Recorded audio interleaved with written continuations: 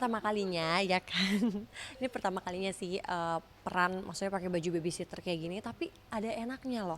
Jadi setiap yang lain nih, tiap scene gitu kan, "Scene berapa ini? Ayo ganti baju ganti baju." Cuman aku doang yang kayak, "Oke, next scene ya? Oke oke." Karena nggak ganti baju. Jadi ya udah enak sih, gitu. Ya jadi pengalaman baru lah buat aku. Audio Jungle.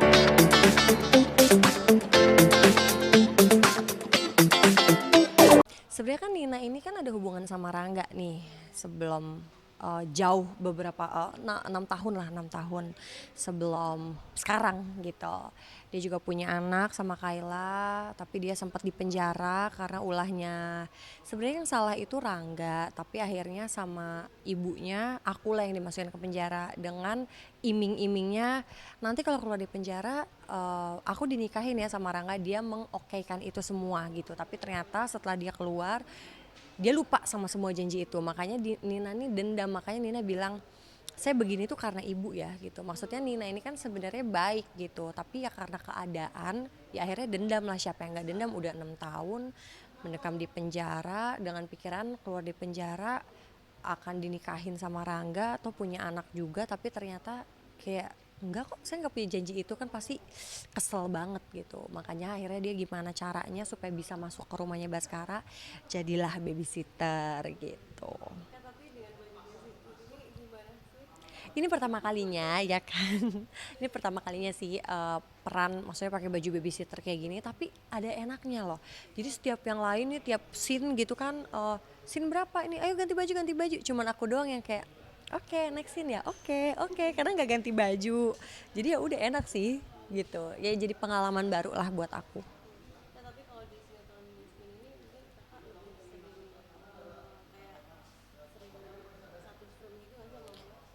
Sama kamu itu masih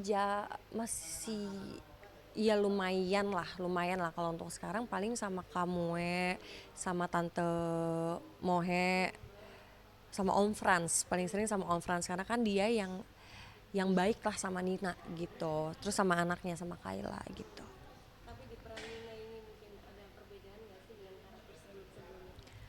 Iya ada sih, karena biasanya kan maksudnya baik-baik aja, antagonis ya antagonis dari awal gitu. Kalau ini itu memang karena keadaan, jadi nggak selalu dia jadi jahat gitu, enggak gini. Karena memang keadaan, jadi dia lihat kondisi gitu. Oh, dia ngelihat kayak, oh, Bu Ajeng nih kayaknya abis nelpon siapa, kok kayaknya dia sinis, kok kayaknya dia cemas gitu. Akhirnya dia kayak, ibu lagi apa, yo pasti nyembunyiin sesuatu ya, lebih ke situ sih gitu. Karena ya biar gimana pun kan dia juga pengen balik lagi sama Rangga gitu. Jadi kalau dia full antagonis ya pasti akan dikeluarin dari rumah inilah gitu. Karena kan dia juga harus tetap baik sama Pak Baskara gitu, sama bapaknya Rangga gitu. Karena dia juga harus bertahan di rumah ini. Karena kan kalau Ajeng pasti dia selalu cari cara gimana caranya Nina keluar dari rumah ini, karena dia kesel banget sama Nina gitu. Tapi Nina juga kayak, tenang, aku akan bertahan di sini gitu.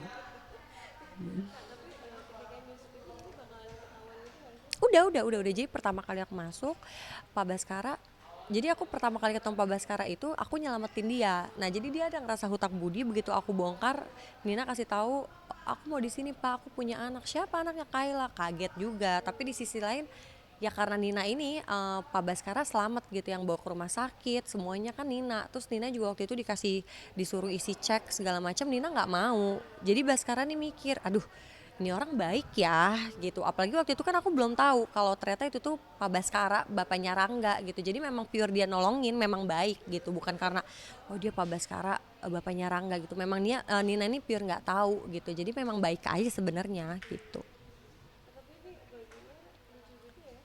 Iya dah. Kemarin pas pertama kali gede banget baju, aku bilang nih nggak ada yang kecilan dikit, ketahuan minjem, aku bilang gitu. Karena emang ceritanya kan si Dina ini sekap babysitter yang emang harusnya kerja di sini gitu. Jadi dia ambil ceritanya bajunya, tapi kan gede banget ya. Akhirnya ya udah nanti dicari deh. Akhirnya ya ini lumayan lah ngepas. Tahu mereka selalu nonton tiap malam. Justru dia kayak, "Oh, Mama, iya, Mama menjadi babysitter ya. Terus mama menjadi ini ya, padahal kan itu anaknya udah komplain aja sih kalau anak-anak kayak, tapi mama menjadi baik kan udah gitu, mama jangan jadi jahat ya, tapi kalau sama bu aja nggak apa-apa deh gitu. Jadi anak-anak udah lucu aja sih dia komen-komennya. Iya.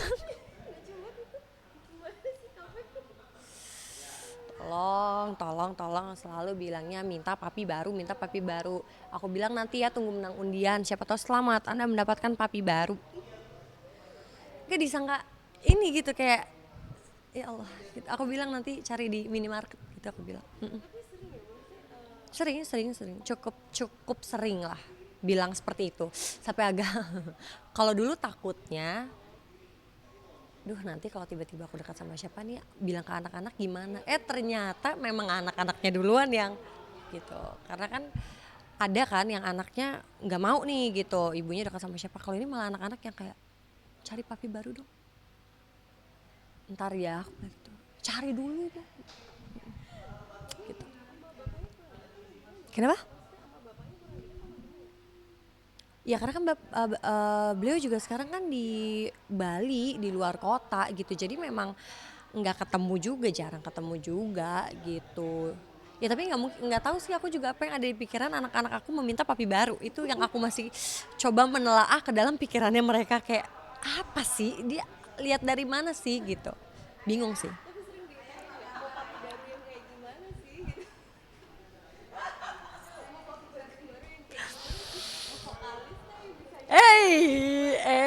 Oh, arahnya ke sini.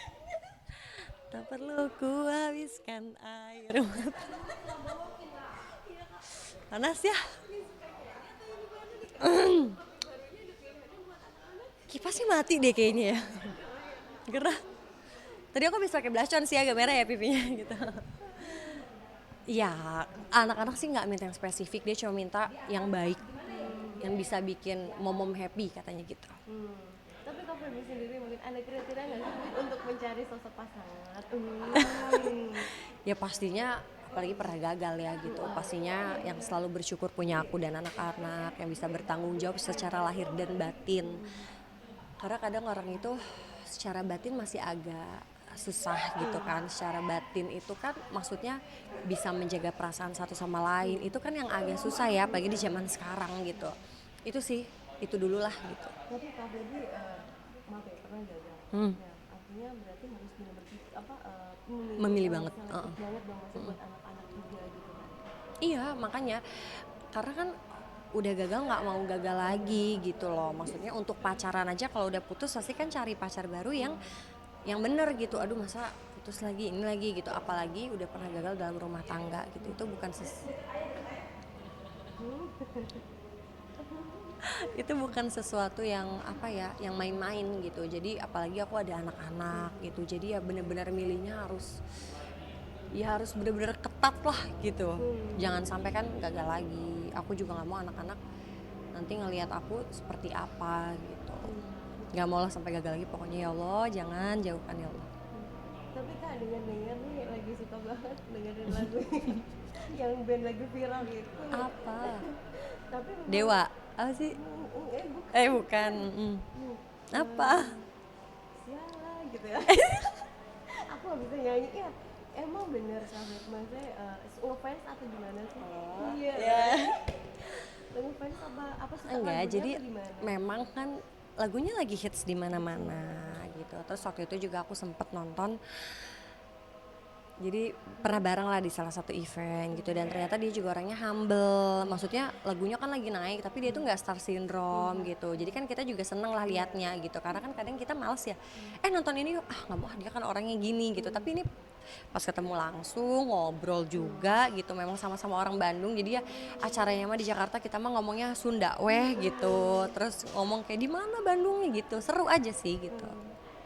Tapi emang asik ya orangnya. Asik. Kak Feby sendiri mungkin Veteran, oke. ngeliat sosok dia sendiri seperti apa sih? Ya itu sih, dia humble, down to earth, baik lah, maksudnya dia benar-benar ngeladenin foto satu-satu. Aku tahu dia habis bangun capek, tapi kan kelihatan ya dia oh ya ayo gitu, tanpa mukanya yang nggak enak atau bete tuh nggak sama sekali gitu. Satu-satu dia ladenin, itu kan banyak banget orang ya, tapi dia ladenin satu-satu. Dari situ kan kelihatan oh emang orangnya humble gitu. Kalau nontonin live-nya juga kan seserian gitu, ketawa gitu, memang kayak gitu. Anak-anak udah kenal apa? Gimana? Anak-anak Enggak lah, anak-anak tuh tahu karena kayaknya nonton nih kayak gini-gini nih ya, kayak gini-gini kayak tadi, ntar dulu, kayak tadi pagi nonton Ghost Spot ya, tiba-tiba oh yang Juicy Lucy gitu loh, yang kecil yang 4 tahun, aku kayak tahu dia. oh tapi sambil nulis oh gitu ya, karena kan sekarang mereka juga sekarang sosmed udah banyak banget ya gitu, apalagi kakaknya juga udah kelas 5 SD, pasti dia udah bisa searching, dia aja kadang suka searching namanya dia, apalagi nama aku gitu, jadi dia pasti lihat berita, oh mama dibilangnya gini ya, iya aja udah gitu, tapi tahu iya yang umur 4 tahun ya, kayak tadi nonton tuh kayak oh itu yang ini, sambil nulis, tapi kan aku kayak gemes banget lihat mukanya, terus yang senyumnya tuh yang kayak yang gitu, jadi kayak ya ampun gitu. Itu lagunya dia. Tahu? Tahu. Ya karena kan lagunya lagi hits. Kakak berarti di rumah juga sering dengerin lagunya dia? Iya sih. Oh. Kan ke play sendiri, kadang kita play apa kan terus tiba-tiba ke play gitu, ya udah gitu. Tapi pernah minta dikenalin nggak sih? Enggak sih? Belum ya? Enggak sih, belum. Enggak. Tapi misalnya nanti memang ada kan kita nggak tahu ya kayak. Ya kan kita nggak tahu, maksudnya kalau tiba-tiba aku lagi nonton konsernya terus anak-anak ikut kan ya bisa aja nanti foto bareng, kan bisa aja, maksudnya kan ya kalau kenal kan sama siapa aja boleh, berteman baik sama siapa aja boleh gitu. Ya kan? Iya betul. Mm-mm. Kalau Feby masih sering lihat main itu nggak sih apa balap mobil? Balap mobil. Itu dia kan balap mobil. Dia suka main mobil kan? Mobil apa? Mobil racing. Salah gue. Hah, yang knalpotnya jedak-jeduk apa sih? Salah orang nih. Sorry kenapa aku jadi balap mobil? Main moge kali. Iya main mobil ya. Udah enggak sih sekarang, karena kan syuting juga, kapan ada waktunya juga gitu. Jadi udah enggak sih. Udah lama udah vakum udah. Iya, udah lama banget. Banget lamanya, lama banget. Tapi kalau kayaknya dia juga suka mobil apa motor gede gitu sih kak. Emang iya? Kalau kayaknya sih juga kalau misalnya nanti itu ada. Nggak tahu aku malah. Ada. Aku aja nggak tahu. Tapi Dia kalau lagi. Kalau sendiri mungkin kan sekarang kayaknya katanya lagi itu kan. Apa? Ngerasa risih nggak sih maksudnya dengan kabar tentang itu? Ya, namanya kita apa ya? Kita public figure, udah pastilah kayak gitu-gitu. Aku dijodohin tuh, adalah aku dijodoh-jodohin juga sama orang yang aku kayak bisa tiba-tiba nyampenya ke ini orang, kenal aja enggak gitu, tapi netizen bisa kak sama ini aja tahu kak ini gitu. Ya apa ya? Ya lucu aja sih. Maksudnya kalau risih juga nggak bisa, karena kan kerjaan kita juga tampil di depan segala macam, apalagi sekarang juga udah pada tahu status aku seperti apa gitu, jadi ya udah sih ya lucu-lucuan aja. Maksudnya kalau misalnya nanti udah ngarah-ngarah ke yang nggak baik atau nggak benar ya baru speak up, tapi kalau masih yang menurut aku masih aman aja sih ya udah biarin aja. Tapi kan bener gak sering kayak dia live gitu kakak suka ada gitu. Iya emang dia kan kalau live langsung 4.000 orang yang nonton gitu, makanya cuma netizen tahu aja kayak itu ada Kak Feby gitu. Ntar kalau misalnya aku yang live dia ada gitu, suka komen-komenan aja gitu sih di live-nya. Jadi udah sering ini ya tektokan ya komunikasinya ya. Mungkin lewat IG ya kak atau sering intens gitu. Sama Cuk. Gitu. Iya udah mulai intens gitu ya kak komunikasinya mungkin. Kata siapa sih? Kali kan aku nanya kak. Iya nggak tahu ya, nanti tiba-tiba dia lagi deket sama siapa, nggak boleh kayak gitu, takut ntar aku dijambak. Dijambak. Ya takut kan tiba-tiba dia ternyata lagi deket sama siapa kan. Oke lah, oke Kak Feby mungkin boleh ini promoin dong. Permain aku bukan ya. Kan lagi masak